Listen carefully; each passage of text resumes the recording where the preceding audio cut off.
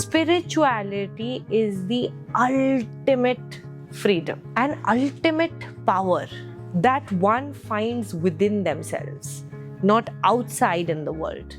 With that also comes ultimate responsibility of your own life. People think if a person is being too much into spiritual, so he will be disconnected from the worldly desires. It's a lie. And I have 2 children. I'm making good money. I'm dressing well. I'm playing my part in society. And I'm a deeply spiritual person. Does religion matter in spirituality? Does the sun ask, are you Hindu or Muslim? Does nature ask? God does not have a religion, but humans have religions. The purpose of religion is to make you spiritual. This is the first step of spirituality, at least at your age, that one must continuously listen to great beings. So, ma'am, my first question would be, how should I address you? You can call me Mana. Guruji, only those people can call me who I have accepted into my, umbrella. A guru shishya bond or relationship is very, very intimate and very, very sacred. So a lot of people think that if they see me, they have to call me guru. No, guru is later on, if it comes within your mind that you can really look up to somebody in a very sacred way, someone who does not have a conditional interaction with you, there is something beyond the normal social norms of love. Only for those special people you can use this word as guru. So for now, you don't need to call me ma'am also. You can just call me Mana, because we are sitting as equals and having a conversation just like you would have with your friend. I'm just a friend of yours for this podcast. Okay, Manaji. So, my first question would be, how will you define the term spirituality to the young people, to the young generation? So, when we are young, what do we want? First thing we want is freedom. I remember being your age. We don't want any authority. We don't want anyone to tell us what to do, what is right for us, what is wrong for us, which field to choose, who to love, who to date, what clothes to wear. Spirituality is the ultimate freedom. Ultimate freedom and ultimate power that one finds within themselves, not outside in the world. But don't get me wrong, this is just part of the definition.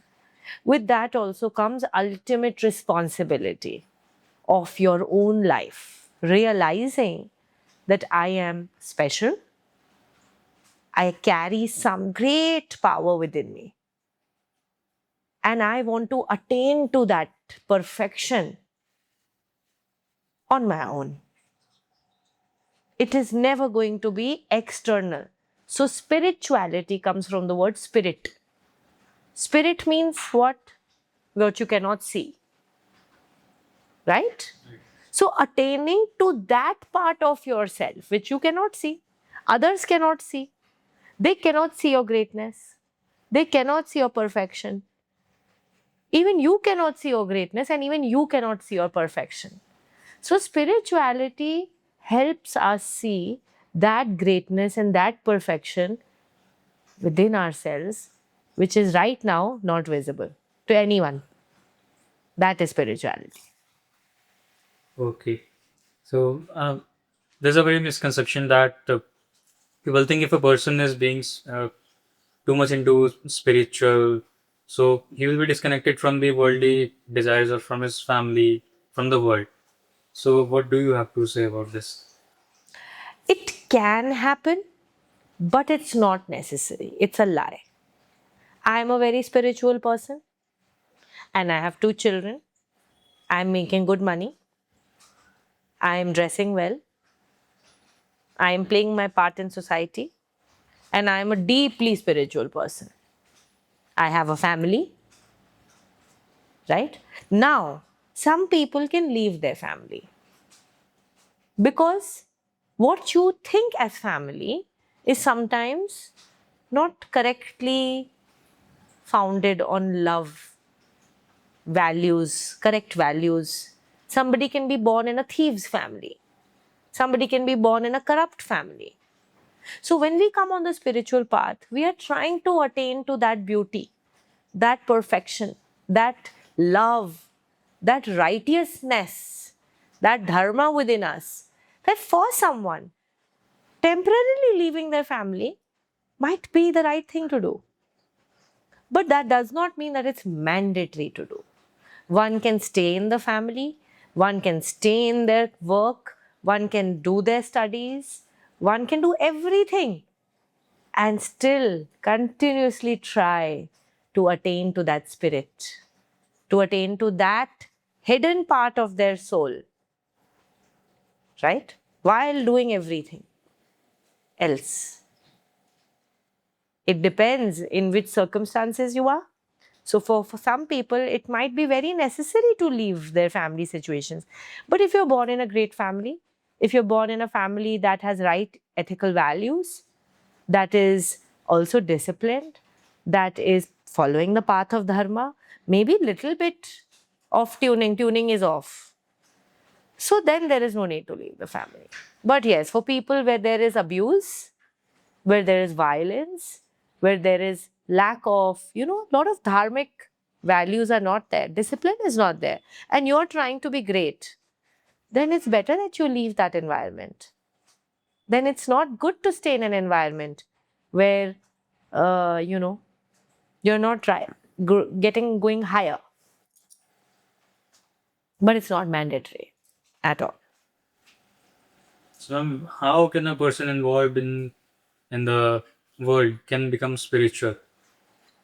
By asking this simple question, where I'm standing right now, wherever you are standing, whatever you're doing, whichever field, whichever, family, anything that wherever you are right now, today, how am I? Where am I today? How do I feel? First question everyone has to ask. Am I happy? Am I feeling light? Am I feeling empowered? Am I motivated? Am I feeling inspired? Do I love my life? Do I love myself? If the answer is yes, then you are doing everything right. If the answer is no, the first thing that one needs to do when they come or they want to connect spiritually or they want to become spiritual is self-inquiry. First question is, who am I? Ask yourself, am I just the name that I was given by my family? Am I just my family title? Am I just this gender that I am in? Because nowadays a lot of people have gender questions also. Boy, girl, he, she, they, them. Am I just a gender? Am I just my mark sheet? Am I just my grades? Am I just someone rejects you in love? Am I just this boyfriend, girlfriend, son, daughter? Ask the questions. Don't wait for the answer yet. This continuous questioning will lead you to various paths of spirituality, which is bhakti, which is karma, there is gyan, there is yoga, kundalini, many margs are there, right? That one can eventually choose for themselves. But the first important thing is the questioning should start. Who am I? Does religion matter in spirituality? Not at all. Because see, you're saying the word spirit. Can you see your spirit? Can you see my spirit?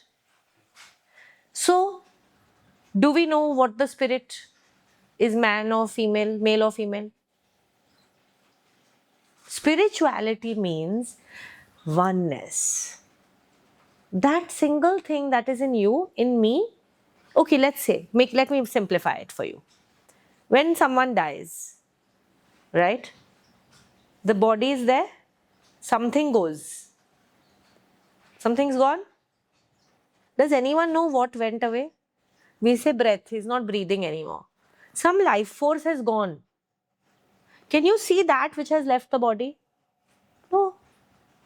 So it's invisible. How can you know if it's Hindu, Muslim, Christian. These are all the things that society teaches us. You could be born into a Hindu family. Somebody could be born into a Christian family.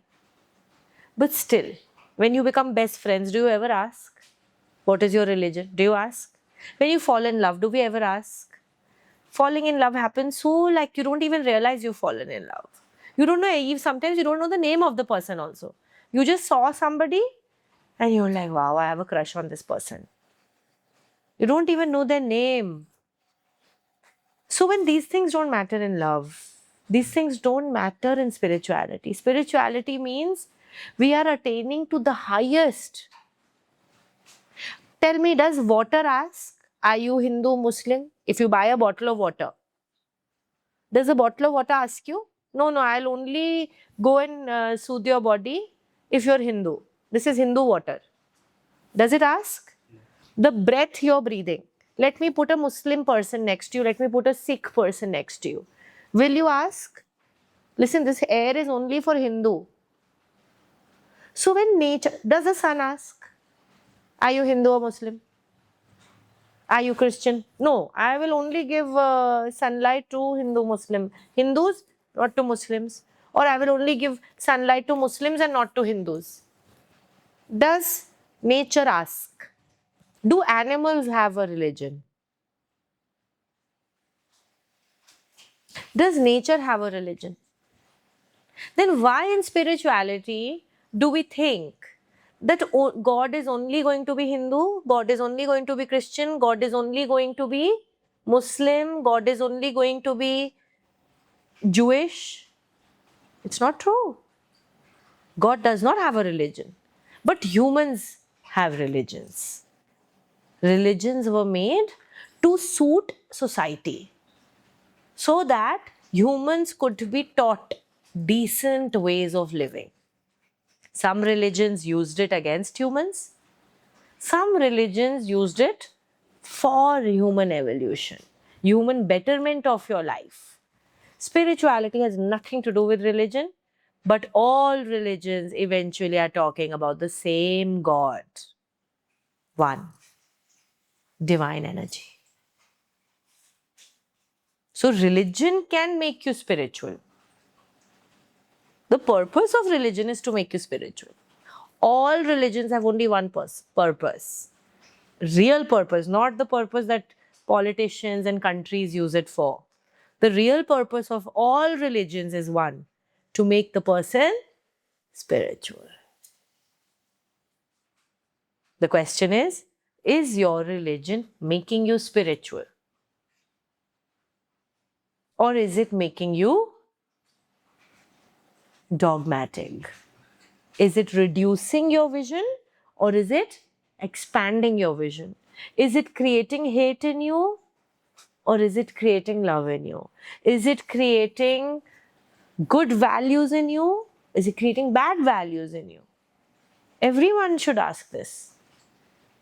What is my family teaching me? Are they teaching me wrong things? Or are they teaching me right things? Are they teaching me how to lie? Is my religion teaching me how to lie? Is my religion teaching me how to hurt? How to attack another? How to snatch something from another? Then how can that religion be making me spiritual? So all religions have a common purpose to make people more attuned to God, attuned to the spirit, that one spirit.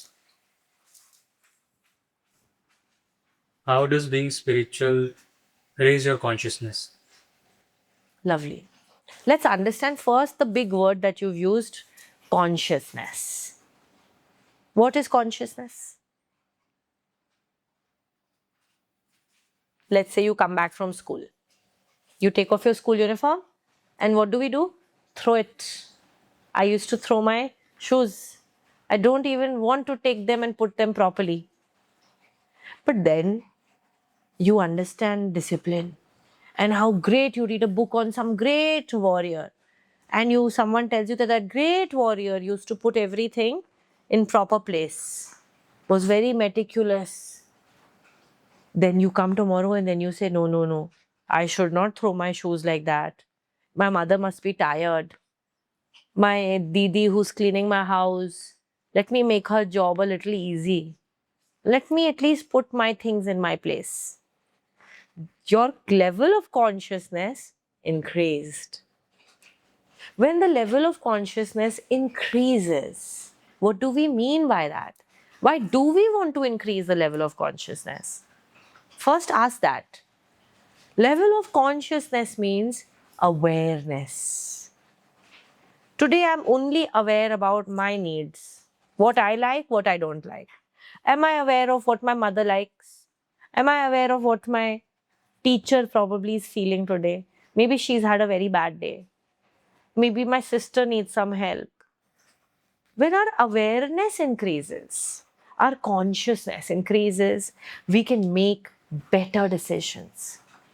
We can become more kind, more caring, more intelligent. When my consciousness level increases, I also become more intelligent. So, how can I attain to that higher consciousness? First, I should know why higher consciousness is beneficial. Lower consciousness means, let's look at a dog. Dog, will he get you food? Not necessarily. He can't help you so much. But we can help the dog. Can we not? We can take care of a dog. Can the dog take care of us? No. So human has a higher consciousness than animals. To be human, first, let's start being a good human being. That is a very difficult task to do. So spirituality actually teaches us how to be better humans. How to come into our total humanity. To be divine, to be godlike. These are just different words and different names for better humans. So spirituality does make us better human beings and better in all aspects, not just in one aspect. Right now, your definition of better is just better marks than the other person, isn't it? That's it. I just want better marks than you. Someone's not getting into science, somebody's goal is just to get into science. You want to be better than another person. But I'm saying really a great human being. And we have enough archetypes, at least in Sanatan Dharma. We have so many archetypes.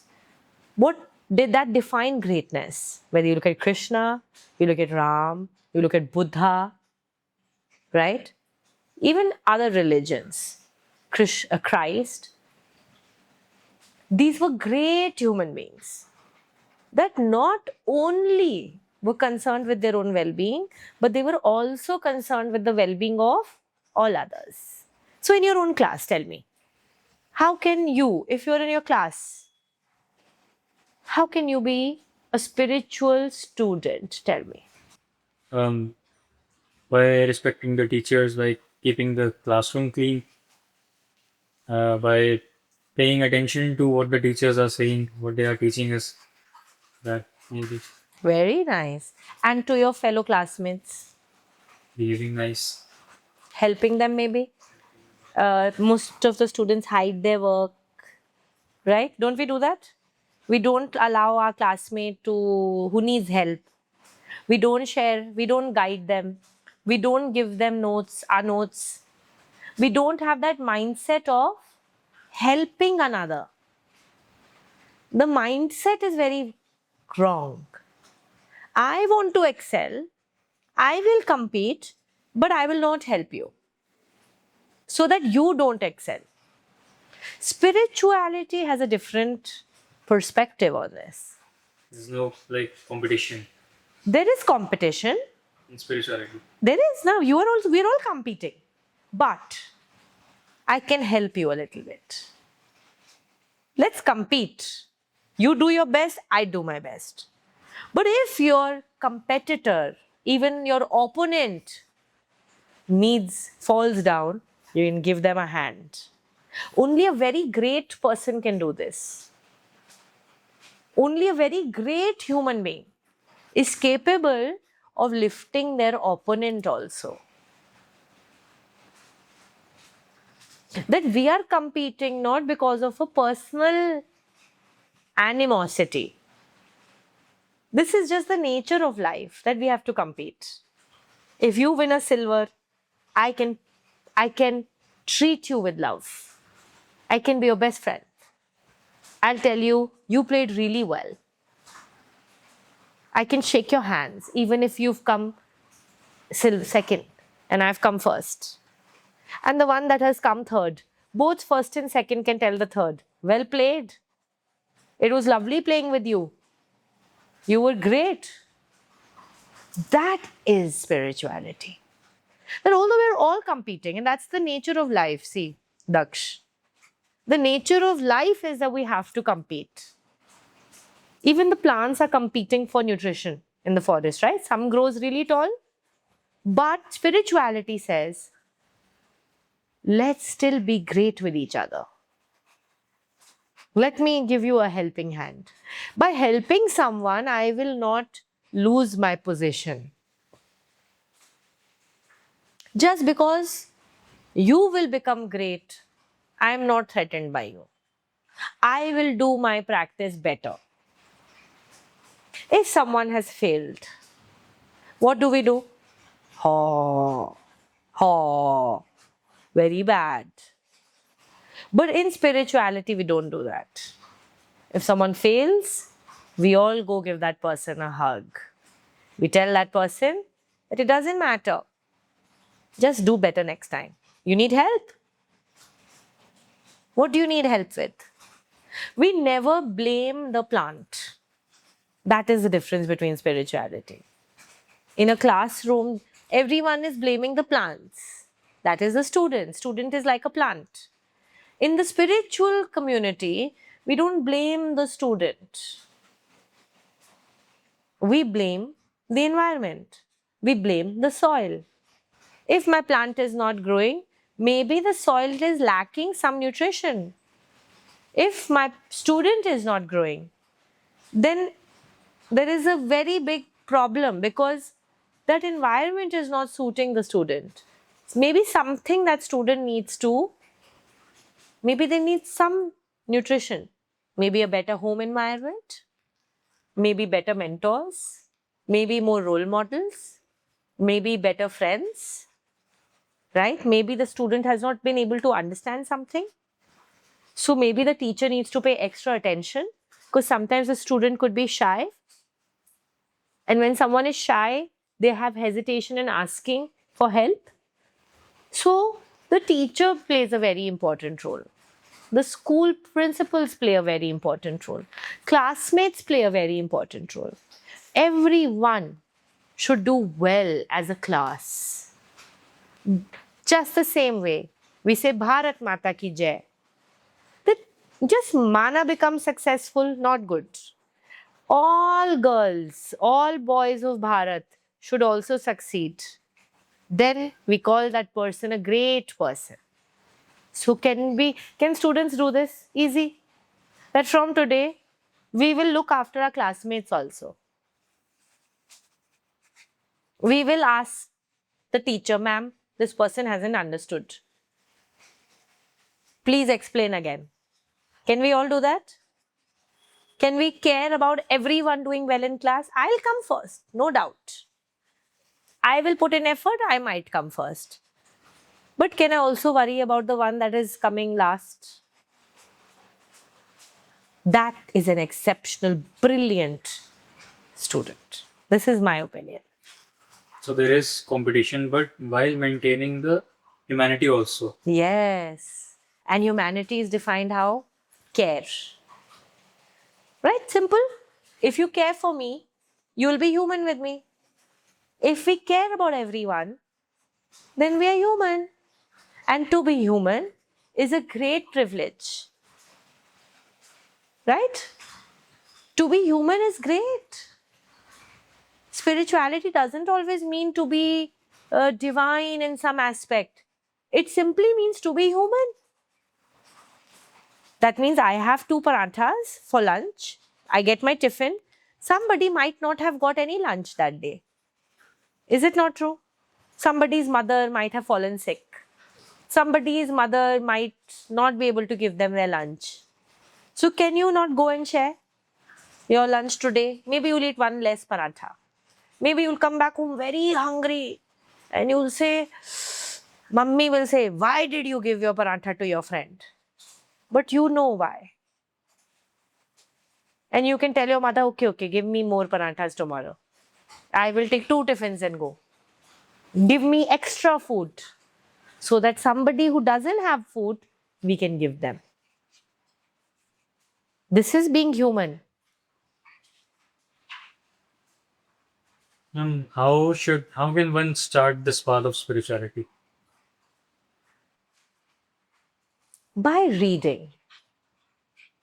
And in today's times, you also have YouTube and Instagram, right? A lot of people don't like reading. So read books about great people, right? Because we don't have great people around us. We have normal people around us that are not displaying greatness. So read about great people that have lived on this planet. Revolutionaries, great kings and queens that history really speaks well about. Great revolutionaries, great saints and sages. There are so many. You go on Google and you'll find. Of your own country, of your own area maybe, where you're born, which city. Some great people, great authors, people who have accomplished something great in any field you can read. Whichever field is of your choice. Let's say cricket is of your choice. Cricketers, great cricketers. Read their biographies. Or now go on YouTube, read their interviews. Read or listen to their interviews on YouTube. Listen to them on Instagram. When we listen to people who have accomplished exceptional things in whichever field, we will get inspiration. When we get inspiration, we are ready to change our behavior. We are ready to change ourselves. Then we want to change ourselves because why? We want to be like that person. So when you watch and listen to such stories, such interviews, such biographies you read, then something shifts within you. You no longer want to be who you are right now.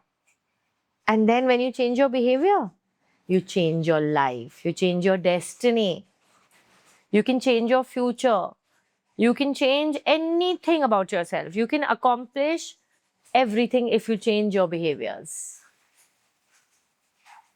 This is the first step of spirituality, at least at your age.